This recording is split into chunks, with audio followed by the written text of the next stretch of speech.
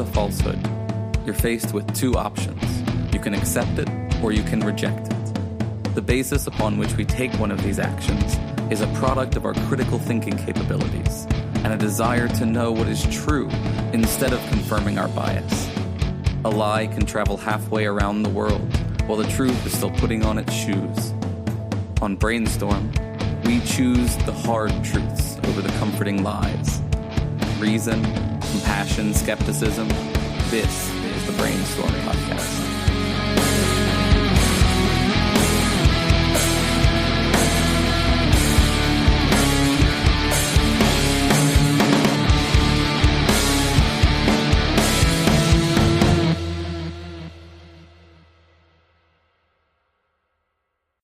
Hey folks, welcome to the Brainstorm Podcast Skeptic Studio, the interview portion of the Brainstorm Podcast where we talk to a variety of folks with the intent to spread critical thinking, compassion, and skepticism.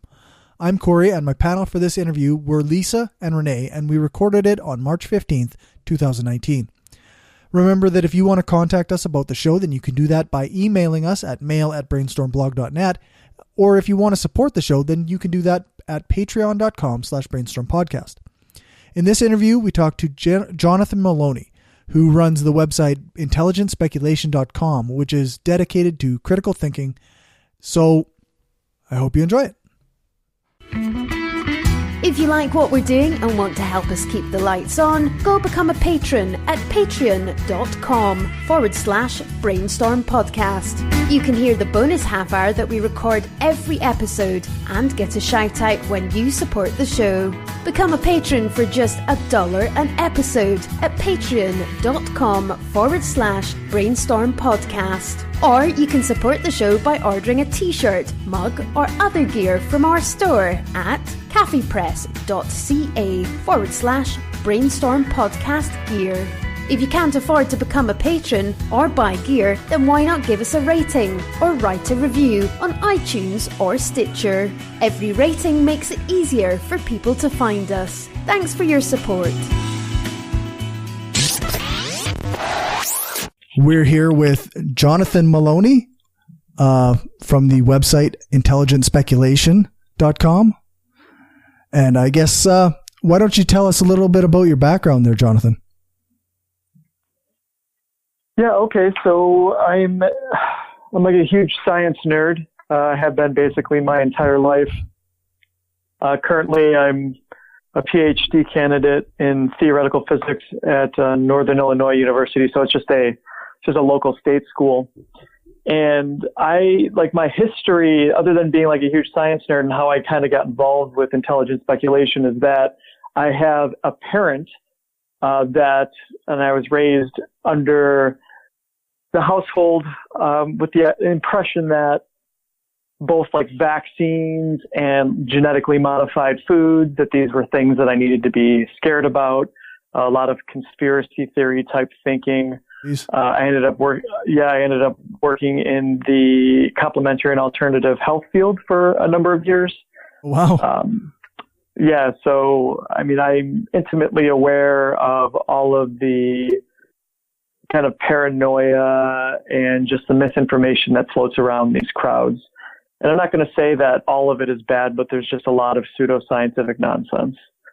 And given my experience with actually working in the industry and then having a strong science background, eventually I realized that some of these views that I was taught that I continued to harbor into my adult life, such as being irrationally fearful surrounding genetically modified foods or GMOs and vaccines, that these were indeed wrong. And I mean, I spent years trying to justify my wrong, what ended up being wrong positions, using what I thought was reasonable science. But it's been an interesting journey, and that's kind of how I came to found Intelligent Speculation, is I feel that there's just a bunch of nonsense out there. People have access to so much information these days, right at their fingertips, and we just don't have adequate filters. The average person doesn't have an adequate filter to decipher between the good and the bad.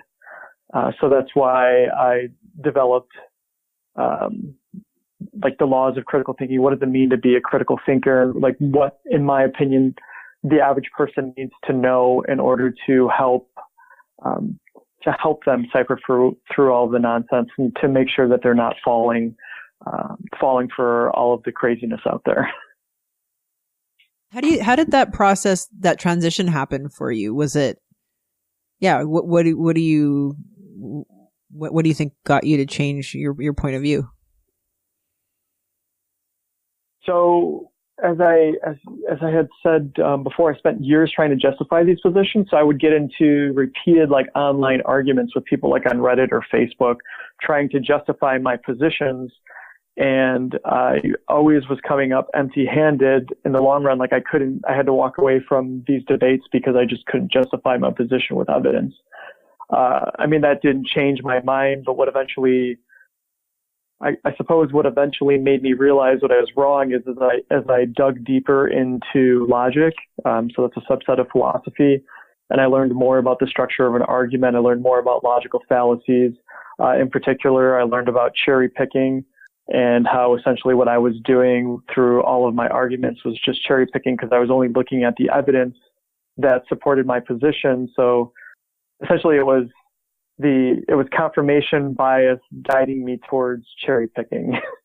I guess my question. Oh, sorry. Go ahead. Well, I was going to say my question was rooted in my own experience, because I would say I had a bunch of maybe some very woo-ish sort of ideas as I went into university, but I did multiple degrees in physics, and as you said that you're doing degree in physics, and I just feel like physics doesn't tolerate bullshit well. It doesn't tolerate, and it wasn't that anyone sat me down and was like, no, there's no God. Like, no, like that never, it wasn't like direct indoctrination. That was like, well, it's just very, I don't know. Everything's so logic based, and everyone's just everything's so evidence based and so analytical. You just can't help but, I don't know. That's my experience. I was just wondering if that maybe was part of your experience. Well, yeah. Obviously the scientific training to some degree, and like being surrounded by peers and talking about these ideas and whatnot. I got some crazy looks at times. Other people not so much, but. It wasn't so much the physics at the end of the day that did it for me, but it was my own personal exploration of logic. I had never taken logic formally. You kind of learn, you implicitly learn logic to a degree just through scientific training. And of course, we learn mathematical logic as kids through K through 12, but it was really learning traditional philosophical logic, I think, that really kind of pushed me over the edge into I'm completely wrong, and kind of realizing why I was wrong. You're one of these crazy people who like taking the logic courses. I knew a lot of physics majors who took the logic courses because it's how they could get their humanities credits without actually having to take, talk about feelings or interpret a novel or a poem or whatever. All they had to do was learn logic. And they're like, perfect. It's like math, but in humanities. They were so happy about that. So I avoided those classes. I'm like, I want archaeology. That's cool too. Archaeology's awesome. I actually, like I said, I didn't take it formally. I took it all informally because I kept encountering. I originally encountered logical fallacies. Like, people were talking about logical fallacies when I was getting into online debates. I don't know, 7 or 8 years ago on Reddit, and that's kind of when I went deep and hard into logic. And then eventually I stumbled across cognitive biases and just have been completely enthralled with overall decision optimization since then. So I'm not saying there's any good social media or healthy social media, but I feel like Reddit is kind of just a little bit better. You know what I mean? Like people write mostly complete sentences, and I don't know. Am I crazy? Do you find that? No, yeah, it's a mixed bag with social media, but if you're going to engage in debates or discourses on social media, I recommend either using Facebook or Reddit. Those are the two platforms that are best for that, in my opinion. Definitely not Twitter. Yeah, but Facebook is just me arguing with my aunt about whatever right. Climate change. It's just not. There's too many people, and it's just not even. The worst is YouTube comments. Don't argue with people in YouTube comments. Man, yeah. That's where you truly weep for humanity. Yeah, YouTube comments are the worst. Yeah, absolutely. Yeah, YouTube's really, really bad. I mean, Facebook can be really bad too. I mean, I've seen it all though. I mean, I've had respectful discourses on both Facebook and Reddit, and then I've had some really, I've just had some that just completely derail, and the name calling and oh, for sure, yeah, just trying to belittle you out of the conversation and whatnot. So even from very smart people, I mean, you can tell that they are highly intelligent and they're articulating their points correctly, but they get frustrated because you don't understand immediately. So then they berate you. And so that's me. You are in theoretical physics. That was my experience in physics as well. That's how I am on Twitter. He goes. Twitter's the worst though. Yeah. Twitter. I mean, Twitter is just like little sound bites here and there. I mean, I've never tried to engage in really anything on Twitter other than people that absolutely insist on being unreasonable. Then, like saying some sort of nonsense on my Twitter profile. Yeah, that I'll have to, and I try to keep it as short and to the point as possible because I don't like having to tweet out multiple replies to somebody. It's just a headache. It's a nightmare. Yeah. It's just not a good platform for that. So how long have you been? Oh, go ahead.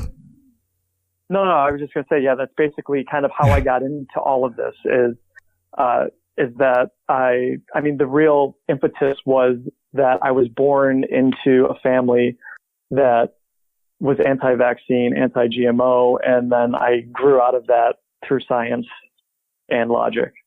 So were you one of the kids who had to vaccinate themselves eventually? No. I mean, as an adult, I obviously had to make sure that I was getting my own vaccines, but my mom and dad made sure to get all of our vaccines. Like we had all of our childhood vaccines, and that was just bizarre that, so it was my mother as an adult, like in her practice and whatnot, like she was just completely anti-vaccine. And I was like, I don't really understand it. And then obviously when you have, so she's a doctor and she has these pseudoscientific worldviews.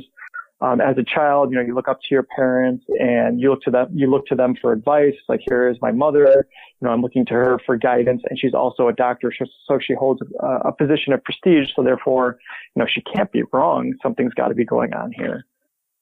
So there's all of this cognitive dissonance coming into play. Like I have to justify, which is why I think too, it took me so long to finally come around to admitting that I was wrong, is because then I also had to admit that to a degree that my mother was wrong and, feeding me all of this nonsense. So that was difficult. What's Thanksgiving dinner like for you now then? We talk about it a little bit. My mother and I have a very cordial relationship. And she kind of respects what I'm doing with my life. And she obviously doesn't agree, but then again, at this point, I mean, I don't know if there's anything that I could tell her to change her mind. So generally we just don't bring these things up. Like religion, politics, vaccines. Those are the three topics, but one doesn't talk about in polite company, right? Well, that and mercury fillings. And mercury. Oh, geez. She was a dentist. Yeah, she was a dentist. So, but yeah, it's just kind of one of those where it's not like we don't talk or anything like that. We just don't. When we are together, we generally don't talk about these things anymore. Okay, sorry, stupid question. Are mercury fillings okay? I don't know. I've never looked into it or thought about it. I didn't know it was a thing. Okay, so so the silver fillings in your mouth or whatever, they're silver in color. Yeah. They're approximately 50% mercury. Okay. And the average person can tolerate them just fine, because at the end of the day, it's the dose that makes the poison, right? Yeah. So the average person can tolerate them just fine. There are certain subsets of people who are hypersensitive to it and they can't tolerate it. But that's not the average person. Just like any other sort of medical intervention where you will have a certain subset of people that will experience adverse reactions or side effects.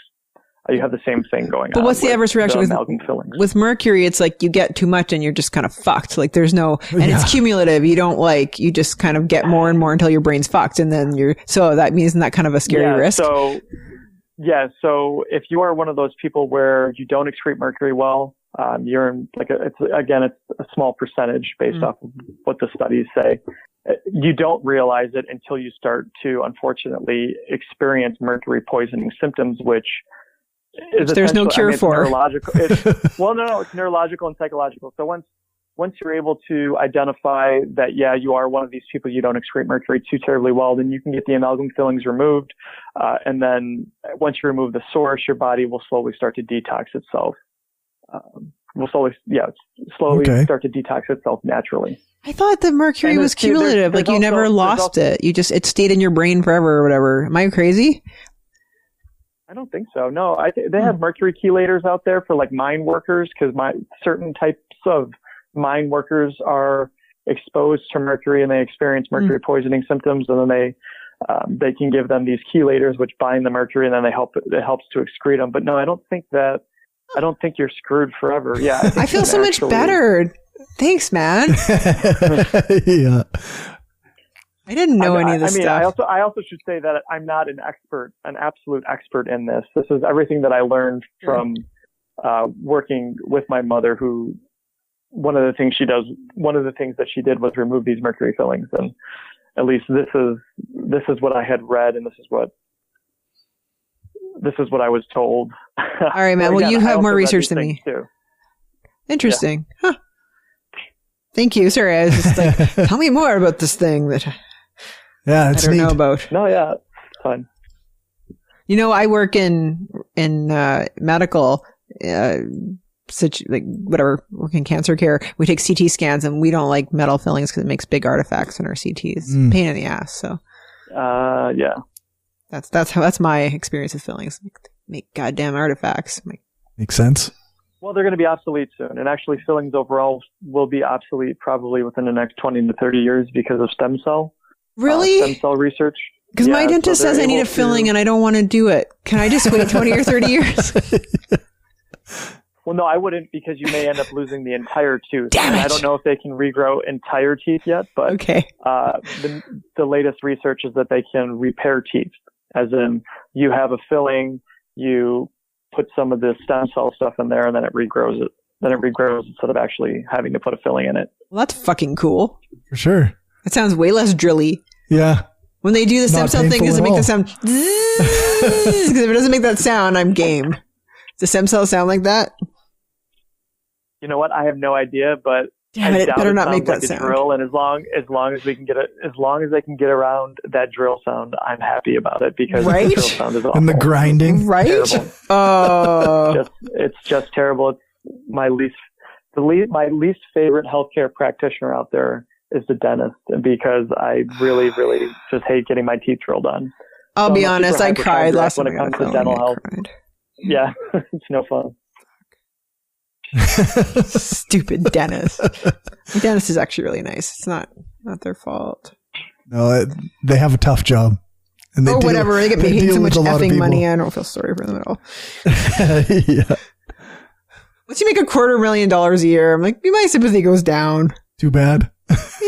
People can be mean to you now. Could be some. No, not be mean to you, but I don't know. Deal with it. You're a professional.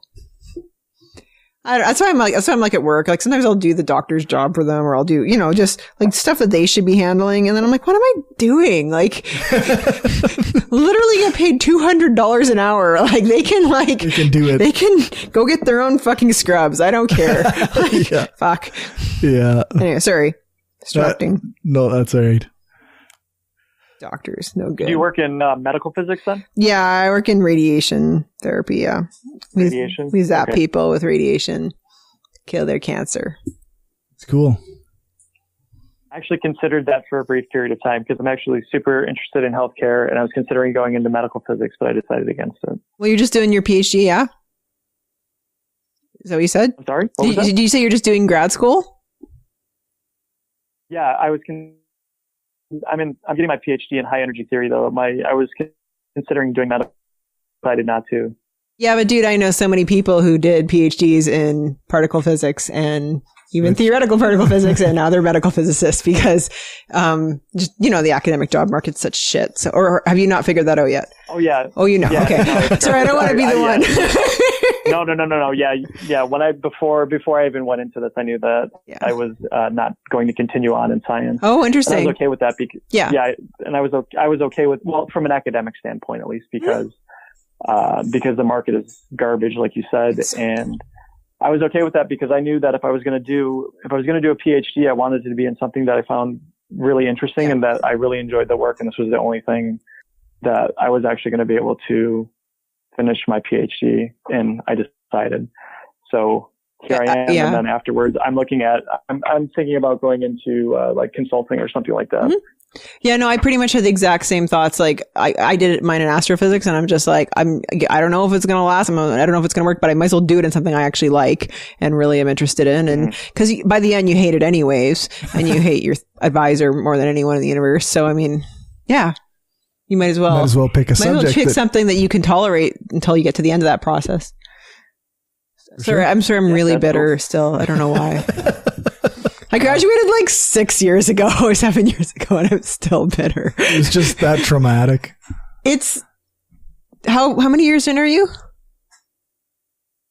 Well, technically, so I had completed a master's degree and then went out into the work world, and then I decided to go back and finish a PhD. So I guess if you count my master's degree work along with how many years in now that I am now, I'm 4 years in. Yeah, I did about 7 years I did 7 years of my PhD and 1 year for postdoc certificate to transition to medical physics. So yeah, by the end of those 7 years, I was done. It's a lot of school. Yeah. I'm hoping to be done in the next 2 years. I mean, the only thing that's nice about the work that I'm doing is that it's essentially completely up to me. Like I can work at my own pace. Like I don't have to worry about any sort of experiments or anything like that. Well, yeah. Can you tell us about your research? Yeah. So in high energy theory, I use a branch of physics. You're probably familiar with it. It's quantum field theory. So it's an amalgamate of quantum mechanics with special relativity. Yep. So the easiest way for those who don't know what it is, I describe it as really, really small things moving close to the speed of light in a flat space-time. And a flat space-time essentially means that we can ignore the effects of gravity. Excuse me. We can ignore the effects of gravity. Anyway, I'm working on a particular type of calculation. This is actually my first research project because I just got started this past fall. I'm working on a particular type of calculation where I'm allowing mass terms in a particular gauge to be complex instead of purely real. Anyway, it's about as in-depth as I can get about it without completely losing equations. Okay. Yeah, I mean, sorry. It's essentially a math problem. I mean, most of what I do is I'm using mathematics to solve physics problems. Okay, I have to tell you an awesome factoid about medical physics. Okay, in our linear accelerators, we accelerate electrons to like MV sort of energies or MEV sort of energies, and then we bash them into tungsten, so then it creates X-rays through Bremsstrahlung. But anyways, so we bash them into the tungsten, and it actually creates forward peaked X-rays. So like the X-rays are stronger in the middle and less strong as you go out. However, that's purely the only reason for that is relativity, because in the electron's frame of reference, the Bremsstrahlung's actually isotropic, but only because they're going so fast is it forward peaked. Isn't that exciting? Sounds very. And then we have to do all sorts of things to filter it and flatten the beam and blah blah blah. But like the whole reason though it's stronger in the middle and less strong as you go out is because of relativity, which makes me excited. That's cool. I'm sorry. Okay. Continue on.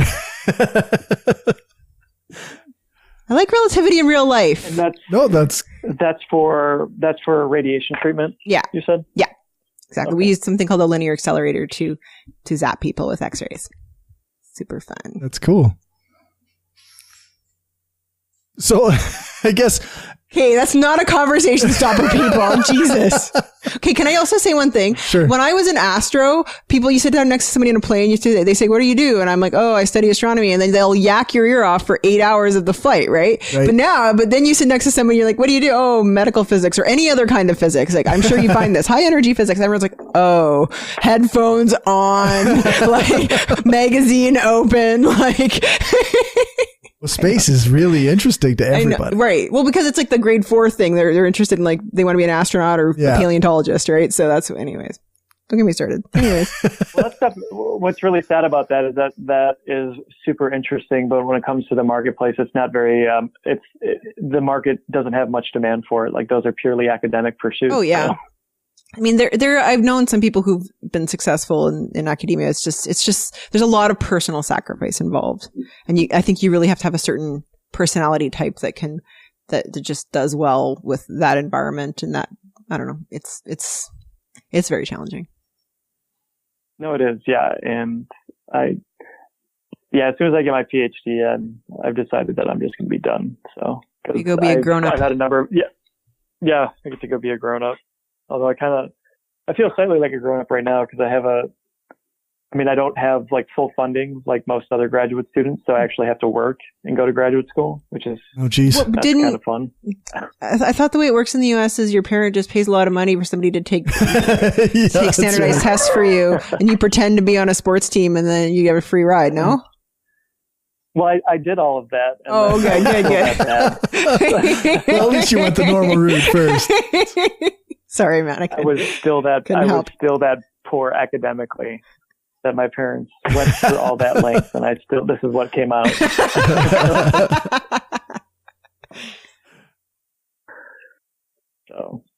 So I guess we should talk about your website a little bit.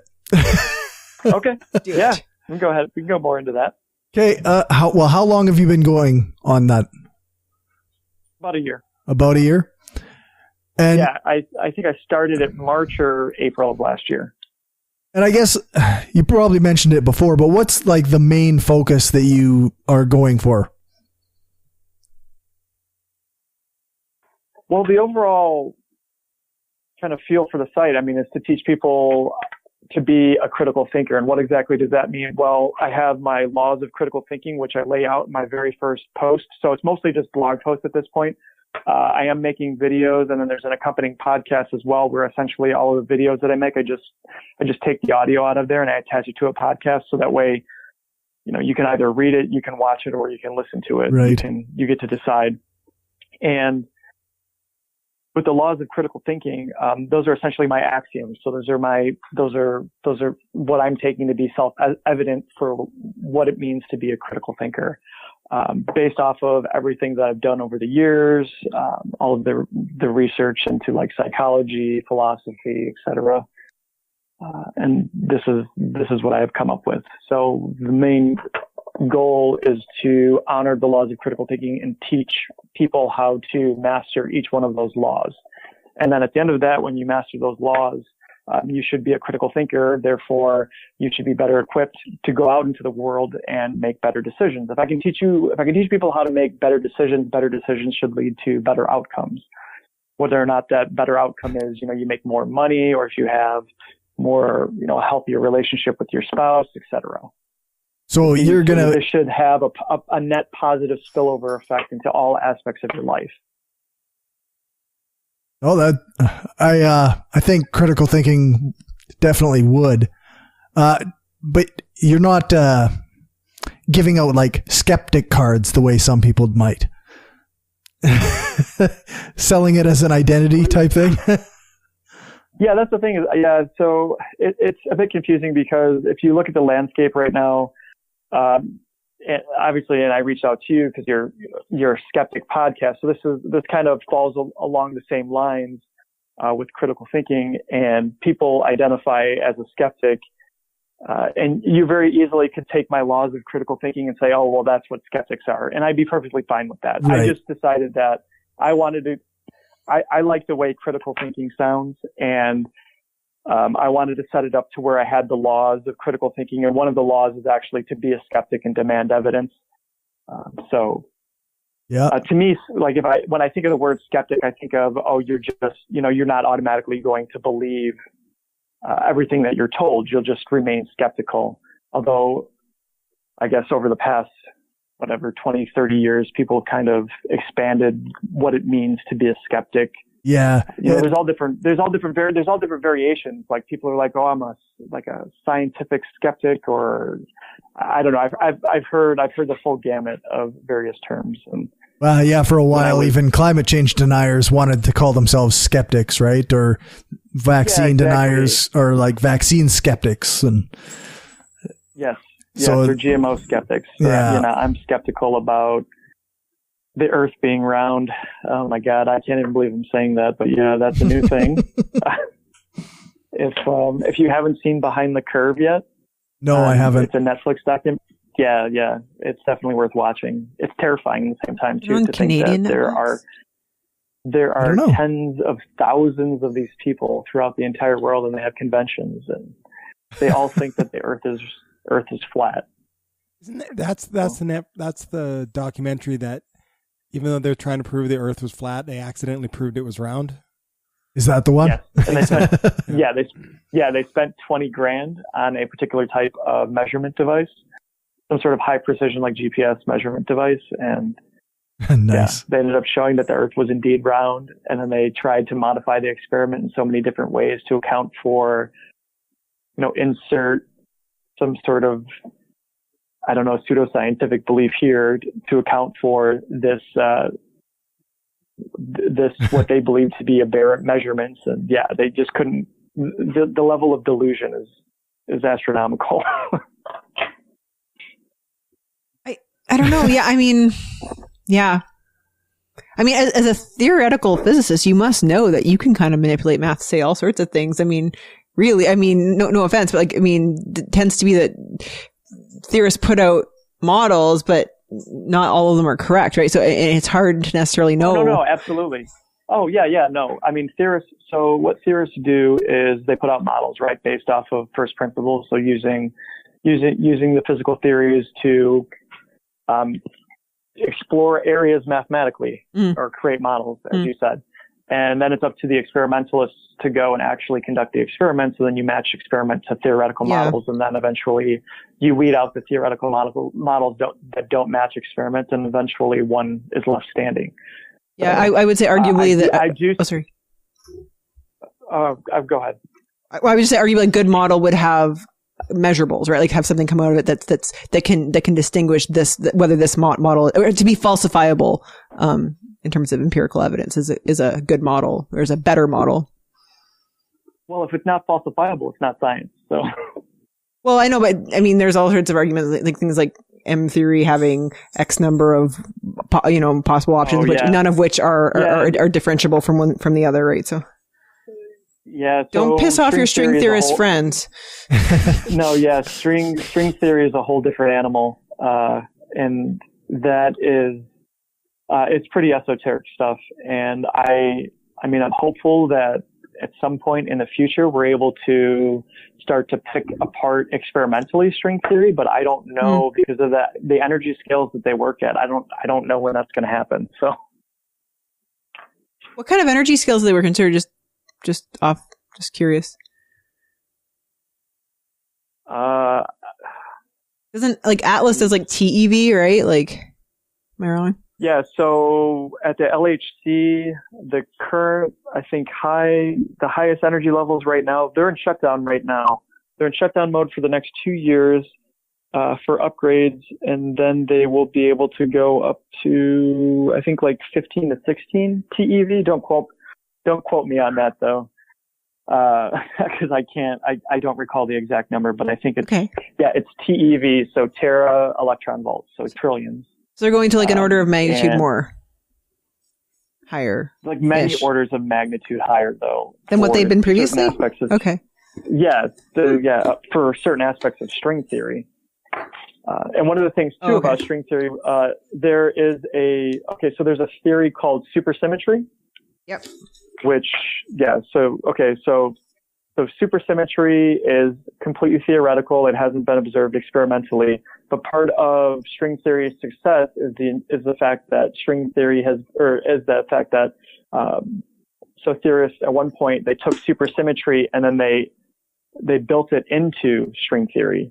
And that's where your fermionic states come from. So as you're probably familiar, there's bosons or whole integer spin particles, and then there's fermion, half integer spin particles. And you don't have any fermionic states in string theory without supersymmetry, at least to the best of my knowledge. This is how I understand it. And we have yet to find any sort of supersymmetric particles at the LHC. So we were really, really hopeful to find supersymmetric particles at the LHC, and we did not. So, yeah, actually, the LHC, more or less, besides the Higgs boson, has been a bit of a bust. Yeah, but the Higgs boson is pretty good. I mean, yeah, that's the kind of a big deal of the stand. Yeah, but I mean, what physicists really want is we want to poke holes so that way that can give us some direction to go in. I guess, and yeah. We haven't discovered anything super interesting other than the fact that we've completed essentially the standard model of particle physics, but we don't have anything else to go off of. Honestly, that's why I didn't go into high energy physics. I was just like, it's just all like proving that standard model is it right? Is it right? Oh yeah, it's right. Okay. Well, what about this part? Is this right? Yeah, that part's right too. Okay. Well, like, I don't know. It's kind of, I don't know. But yeah, no, I mean, I think 2013, 2012 when the Higgs was announced. So it's been a while.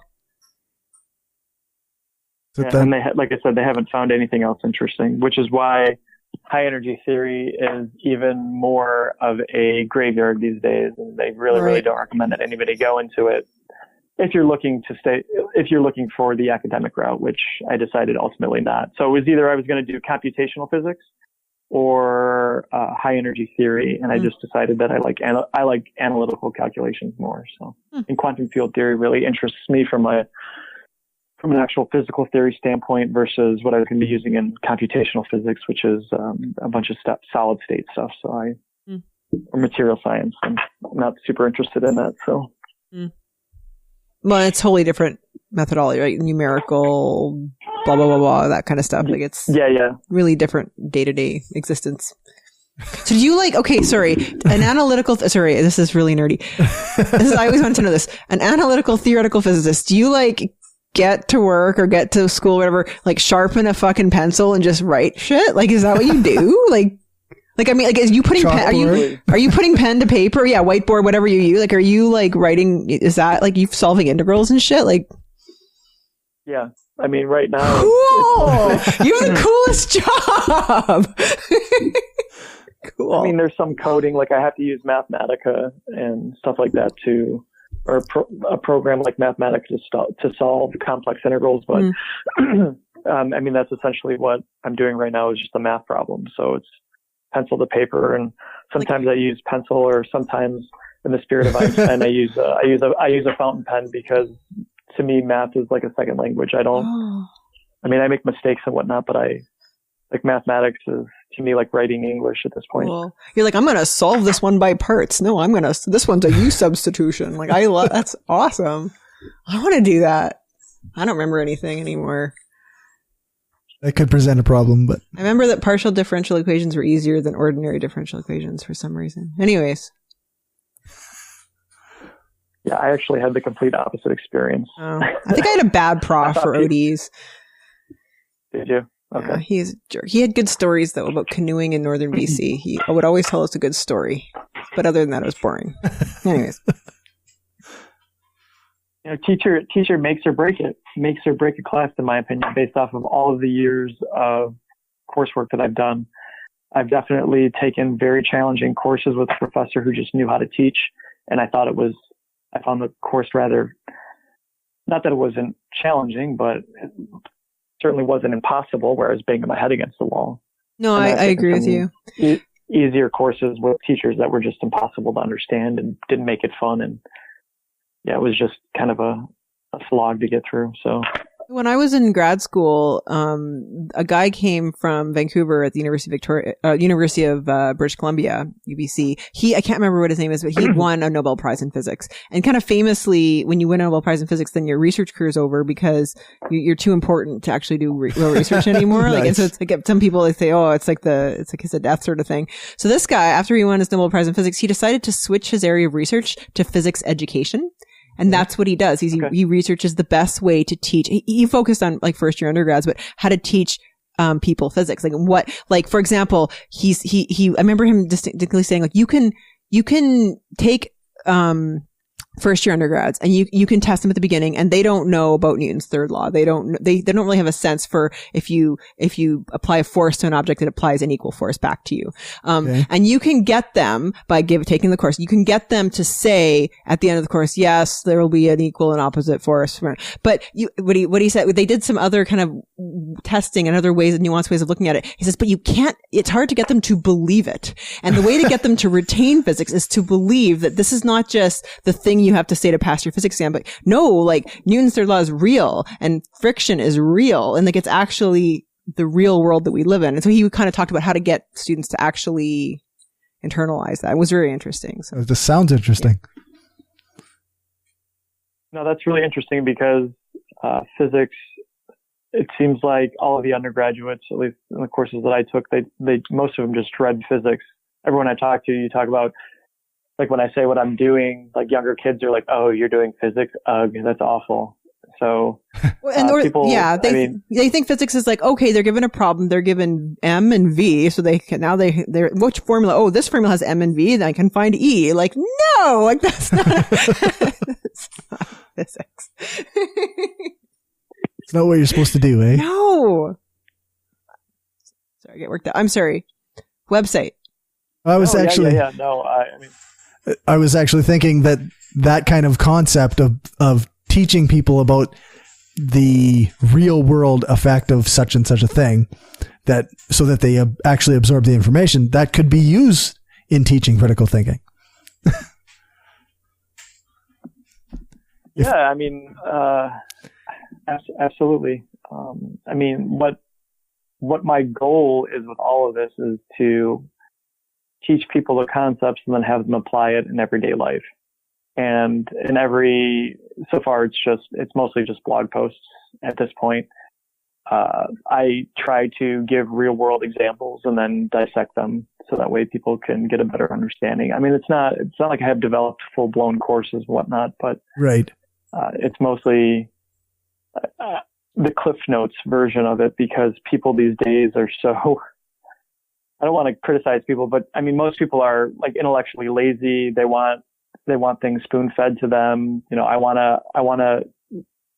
to absorb something or have something presented to me as small of or compressed of a soundbite as possible, make it as easy as possible for me to consume it type of deal. So, well, I mean, memeable, really. That's the best way. Yeah, that's right. If it be taught to me in a meme, that's the best way to do it. And I do make memes with each one of the posts. I do make memes, but I mean, I can't express obviously the depth of what I'm communicating in 3 sentences in a meme or 2 sentences in a meme. Yeah. But yeah, essentially what I'm trying to do is I'm trying to communicate these things in as small a space as possible to just communicate the essence of what it is. So that way you can go and you can practice it, read through it again until you internalize it, and then go out and hopefully use it in your life. And hopefully it will help you to make better decisions and see the errors in your thinking. And I would agree that I'm totally getting more intellectually lazy. I don't know if it's like I'm getting older or it's just like I want to listen to a book. I don't want to read a book. Just I will lay here and let the words wash over me. Like, I don't know. Like I was telling Renee before I got here, I had a 4-page article to read for this podcast for later. And I'm just like, it was a struggle. Like I probably checked Facebook 8 times while reading the damn article. Like, I don't even know. Yeah. Our attention spans aren't as long as they should be anymore. Like, it seems like people used to think sorry, go ahead. No, go.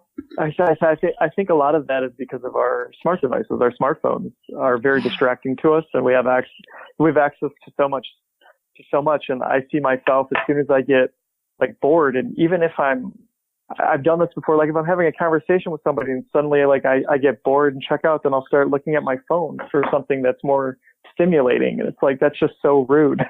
But that's what happens a lot of the time is we want to be constantly stimulated. So, if we're attempting to focus on one aspect and there's a lull for, 10, 15 seconds, you're like, oh, I need to be intellectually stimulated. So you reach over to your cell phone and, you scroll through your social media feed. So. I'm never not on my phone. It's just how I am. How did we get like this? Do you remember like in the 90s or 80s when you just like existed? Yeah. Like you were in the waiting room with a doctor and you just fucking looked at a magazine or stared at the wall? You read 10-year-old magazines. Yeah. Like sketchy one, like sticky sort of. It's not. I can't even remember the last time I actually finished a book. I'm trying so fucking hard. I've started so many books. I've got like 3 books on the go. I can't fucking finish them. Oh man. You gotta push through. I noticed that for me, like I still like to read, but there are some books where I like put them down after 3 quarters and I just can't finish them and I don't know why. And for a while I was on a streak where I was only reading 3 quarters of a book and then I would put it down. Okay, question. But, do you find you just gotta push through? Are they nonfiction or are they fiction? I only read nonfiction. Okay, so I think this is my problem too, because I could listen to a lot of podcasts, listen, what, like the radio, blah, blah, and I was like, oh, I want to read that book, and it's interesting things, like nonfiction stuff that people are reading. But I find it a slog to get through them, whereas I can read some fantasy shit about like some like steampunk imaginary world and, 19 or 1890s fucking, Rotterdam, and I'm just like, this is amazing. I'll get through that shit. But like, things about the real world, I'm like, I don't know about this shit. Like, I don't know. I'm trying. I'm going to finish a fucking book. No, well, good for you. Yeah, fiction is definitely a far easier read than nonfiction, but I am immensely curious about the world. So I like to read nonfiction books on things that interest me. So for example, right now I'm reading a book called Nudge, and it's all about essentially decision optimization. Because I'm kind of on a kick right now with that sort of stuff. But I've read books on AI. I recently read a book called The Laws of Human Nature, which is a really interesting book about human psychology. So, you're a smart person. Good for you. Well, I just like learning about the world. Like, I don't know. It's just existence in and of itself is rather bizarre, and there's, human beings. We live in a time period where we're so spoiled we don't even realize it. We have an embarrassment of riches, and like when it comes to modern living and whatnot. So I figure I might as well just try to, with my spare time, try to learn about it. Well, like in the 1800s, like when I think early 1800s, the novels first came out, they were considered like just garbage. Like it's just a waste of your mind to spend time reading a 1,000-page tomb novel. Oh God, what's wrong with you? Like damn, like now I'm lucky to get through a book. Like I'm just like any book. I'll get a comic book. I don't know. Give me something. Like I don't know. Yeah, it's bad. I don't want to make excuses, but I don't seem to have the time that I used to have to like just sit down and read. I always have some other demand on my time. So, maybe it's partly that. And then you just fit in like whatever distraction you can in the time you have allotted. Not to make excuses. Some people have like super busy work schedules. I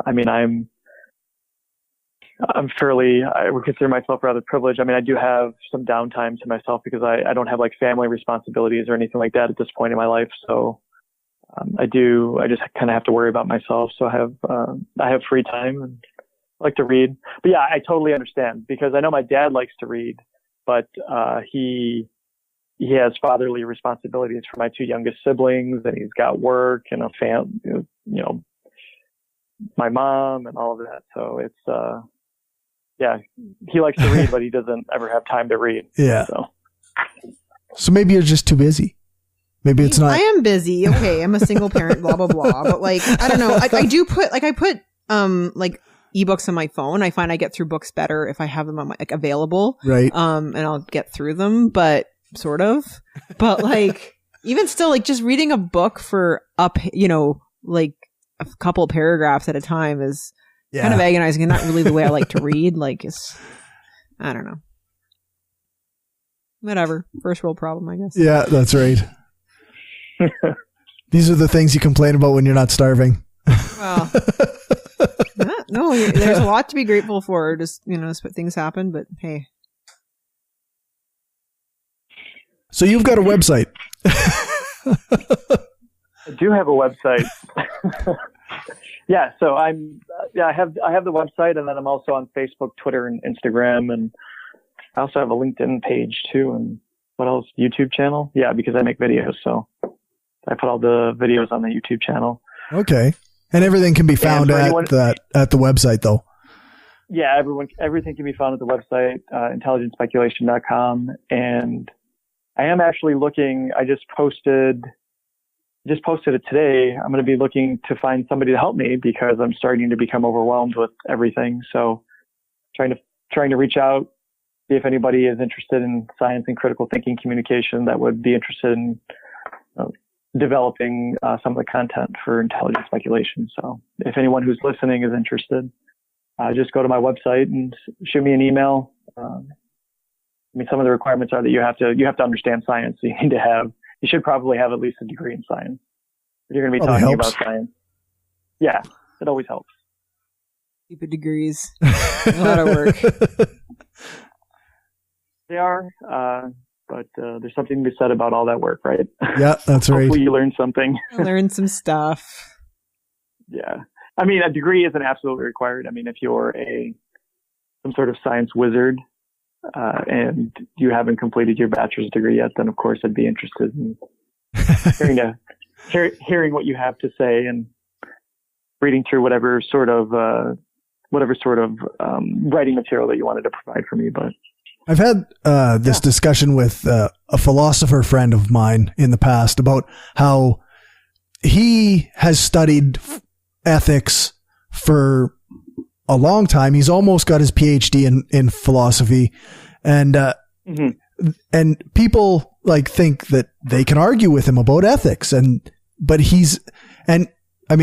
ethics are a thing that everybody has an opinion about, but you can defer to an expert who has a broader knowledge on this subject. And I think a lot of things are like that, right? Like everybody thinks their opinion matters, but we should be deferring to people who actually are experts in these things. It's really hard. Like even I did my PhD in astrophysics. Well, I did my PhD in a very specific field. I don't know, like my opinion on whatever star forming regions or whatever. Like, I don't know. You've got somebody actually studies that. Somebody studies that, and you gotta ask them. I don't know. Yeah. Like it's so specific. I don't know. Yeah. Expertise. Yeah, I absolutely. I agree 100%. Actually, the fourth law of critical thinking is intellectual humility. So understanding that you're not going to know everything and that you're most likely wrong about something currently, and it's going to be updated as we learn more about the world. That you're not having access to Google doesn't make you an expert. That experts are still very much important in this world. Wait, are you quite sure that you can really be a theoretical physicist and have intellectual humility? That doesn't compute, dude. Like that is not I don't know, man. Am I just supposed to walk around super arrogant, thinking I know everything? Well, the theoretical physicists I've met do that. Other than you, man, you're the best one I've met. Yeah, I think this is the problem with really smart people, though, is that unless they're polymaths, I mean, there are polymaths out there who are just brilliant, like have really, really high IQs, and they have just deep knowledge in everything. And I certainly don't consider myself a polymath. Well, you know what though? You get people of all kinds. You know, like, I mean, if you look at like the titans of physics, or whatever. I mean, like I'm so my background is astronomy, so let me bring it there. But like, Chandrasekhar was a very famous theoretical astrophysicist, and he was famously humble and kind, and you know, and just very, a very nice man. And then I believe one of his, although an observer, one of his contemporary, I don't know. I think he was actually supposed to be a supervisor at some point, but the relationship didn't work out well. Like Eddington was supposed to just be a dick, right? Like just like a pompous asshole, right? So I mean, you get all kinds, and you don't. I'm just making a joke, but I have met an inordinate number of people with a lot of self-confidence in physics in general, science in general, but theoretical physics seems to be also special. I don't know. That's my sorry. Well, because they're put up on pedestals, right? They're kind of glorified by popular media. They're supposed to be like the smartest scientists, like Sheldon Cooper, theoretical physicists. Yeah, Sheldon Coopers, etc. And they, you know, we are very smart people. I mean, but there's a lot of people with comparable IQs who work in other fields. They just chose not to go into theoretical physics. And for anybody of any profession to think that somehow they were going to know everything is incredibly arrogant. And I'm happy making that statement. If people want to attack me because of that, that's fine. But yeah, I mean, you're not going to know everything. Not every human being knows everything. I don't care how high of an IQ you have or how many degrees you have. You are not going to know everything. It's impossible at this point, based off of everything that we've learned. Further, every day we're learning something new. I don't know how many thousands of publications come out every day. And furthermore, not only can you not know everything that humanity as a whole knows, but humanity as a whole knows only a fraction of what there is to know. Of the right? things. Right? Like the sheer magnitude of the things is just too much. Yeah, and this is part of what makes science so interesting, right? It's because we're always learning. So for somebody to take a position of, well, you know, I'm an arrogant theoretical physicist, and you know, you should bow before me. I mean, I just that's. Don't worry, there's very arrogant medical physicists. Don't worry, there's not. It ain't unique. That's true. In the medical profession, I think what was that? Dr. Strange. She was pretty the Marvel character. Do you guys see that movie? Yep. I love that movie. By Benedict Cumberbatch. It was played by Benedict Cumberbatch. I believe that's how you pronounce that actor's name. It was Cumberbatchable. Dr. Strange in that particular movie. So he's an MD, PhD, clearly brilliant guy, and he's super arrogant. So, but I've come across those types as well, not just in physics. Oh yeah, no, I totally agree. Yeah, there is something. I was going to say, you probably. I mean, I haven't worked a whole lot in the medical field, like had access to hospitals and things of that nature. I've just worked in small business types of medical offices. But with the high pay scales for some of those individuals, I've also noticed that people's arrogance tends to increase based off of how much money they're making. Maybe, or whether or not it's justified, I don't know. There may be a selection bias there too, like the people. Because confidence makes other people confident in you, right? Like that's like just a natural. So I find that oftentimes the people who tend to be most successful are the people who just believe in themselves so much, and everyone just kind of buys it. Like I do think that's they don't actually have to be smart. I think or they don't have to actually. That's very true. Yeah, I just find that. But what I was going to say is there's something humbling about being a medical physicist, because like medical world is so hierarchical, and the physicians, like the radiation oncologists, are above you in like the hierarchy. Okay. They people don't say it that way, but it's true. Certainly, they make 3 times as much money, right? So, so what happens is like I went to school just as long as they went to school, and technically I'm a doctor and they're a doctor. But let me tell you, medical physicists never get called Doctor so and so. I just get called Lisa, right? Like there's no except here's what happened. The phone guy came, replaced my phone, and he set me up in the system as Dr. Glass.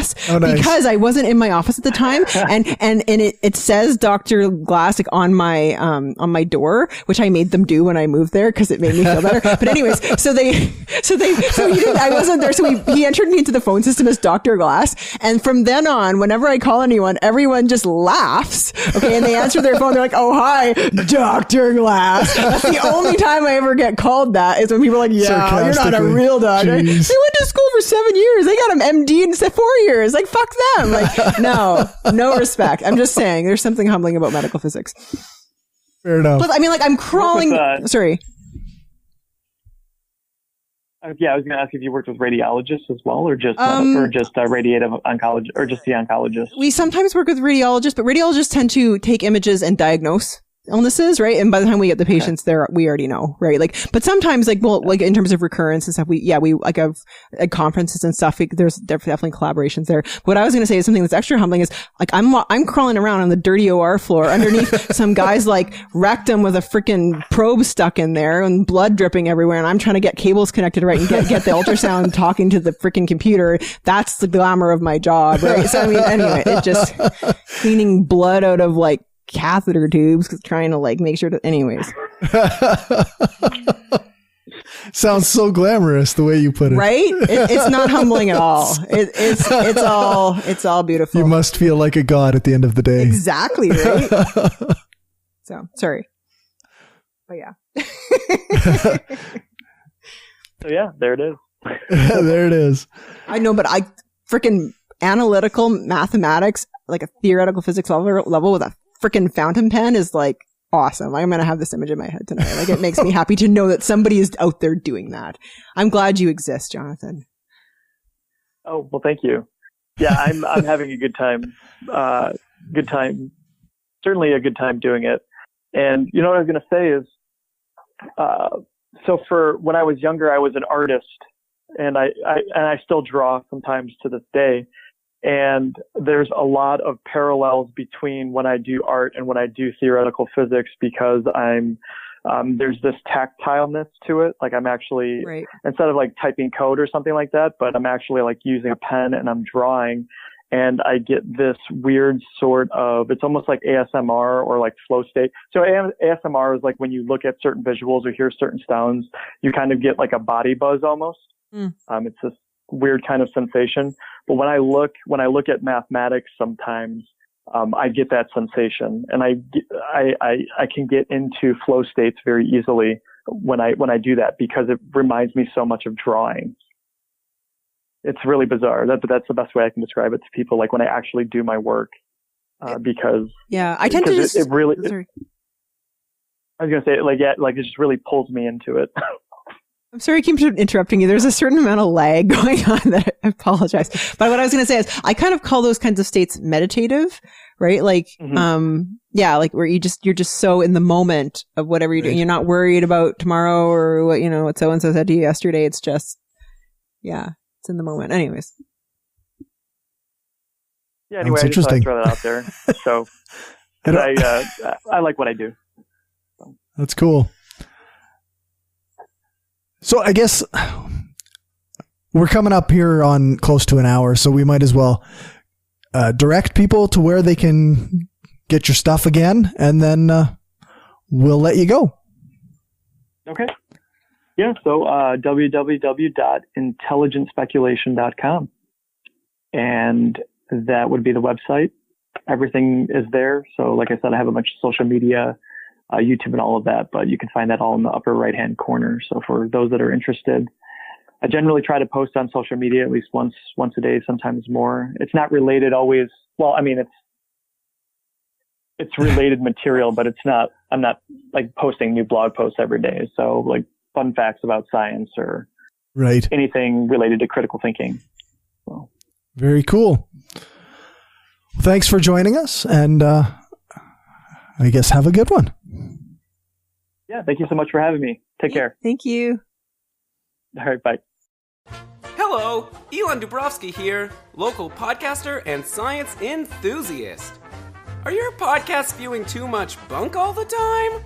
Are your podcasts constantly making things up, driving you crazy? Are your podcasts full of shit? Think there's no answer? You're so stupid! There is!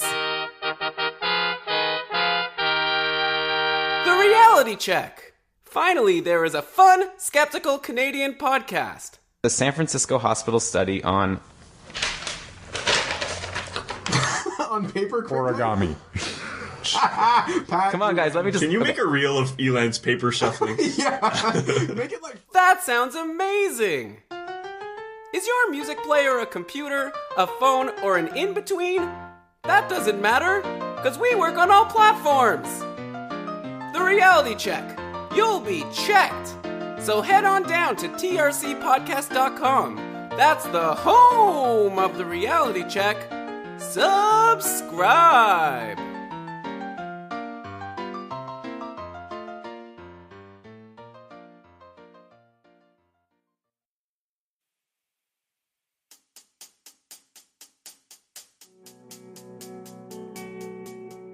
Okay, thanks for listening. I'm going to cover a couple things before I do the outro stuff. First, I have to apologize for the lateness of the episode. All my excuses are bad, so I'm not going to bother, but I do apologize, and I will try to stay on schedule in the future. I also want to apologize to the patrons because there's not an extended version of this episode, and there isn't any bonus content from it. I have one more interview in the can with Peter Coffin on postmodernism and Marxism, and that has a little bonus content on it, talking about some of the struggles he was facing at the time of the interview. And hopefully I'll have that out next week. I'm also working on setting up a couple of interviews now that my work life has slowed down. So hopefully I can get a new one out in decent time. If not, I may re-release one of the episodes that Destin and I did from the Positively Skeptical project. Either way, there will be content coming out every week for regular subscribers. And of course, patrons will only be charged for new content if I get it out each week. So that's it for that. Here's some closing stuff. First, we got a new review on iTunes from Richard Lounsbury. He gave us 5 stars and he titled it Controversial.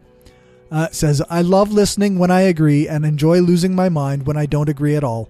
Definitely gets you thinking even if you don't like the topic or the viewpoints. Destin's humor is good comic relief. Well, thanks, Richard. I appreciate the 5 stars, even though you probably don't always feel like we deserve it. But I definitely appreciate the review. And I appreciate that you listen, even though you don't agree with us all the time. Particularly me. So we definitely want more reviews. If you like the show, then go on iTunes and give us a rating and a review, and we'll read it on the air. If you want to help the show get more exposure, then this is one of the ways you can do that. And also, you can rate and review us on Podchaser and Podknife. I have a link in the show notes on our website, brainstormblog.net, for our Podchaser account. And anybody who goes and rates and reviews us there, it would be a big help. I'd really appreciated it. Or I would really appreciate it. Patrons.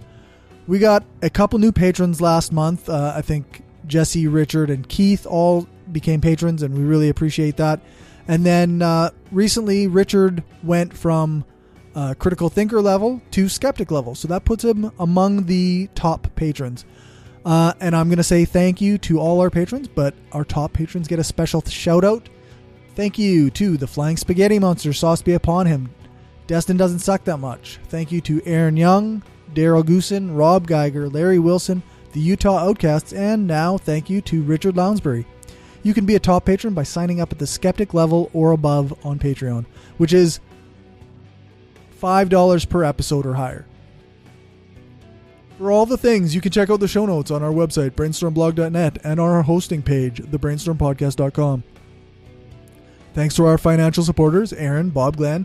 By reading this aloud, I agree to give Freethinker215 a free blowjob. Daryl, Destin doesn't suck that much. Driffa, the Flying Spaghetti Monster, sauce be upon him. Jesse, Kayla, Kim, Keith, Kim, Larry, Magnus, Richard, Rob, Stephanie, the Utah Outcasts, and Zach. If you want to join them and help the show grow, then you can do that at patreon.com/brainstormpodcast. Also, the Podunk Polymath. I keep forgetting to add him into my notes here.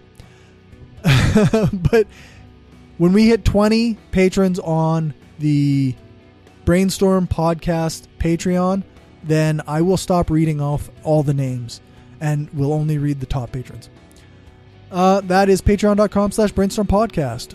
Or you can do a one-time donation at paypal.me/brainstormpodcast. And if you like Brainstorm's symbol, like stuff, our logo and our designs, t-shirt designs, then you can get that at tpublic.com/store/brainstorm-podcast-gear. Oh, our next live show is on April 12th, and our guests will be Tom and Cecil from the podcast Cognitive Dissonance. If you don't know them, make sure to check out their website, dissonancepod.com. I want to give a big thanks to Jonathan Maloney for joining us on the Skeptic Studio.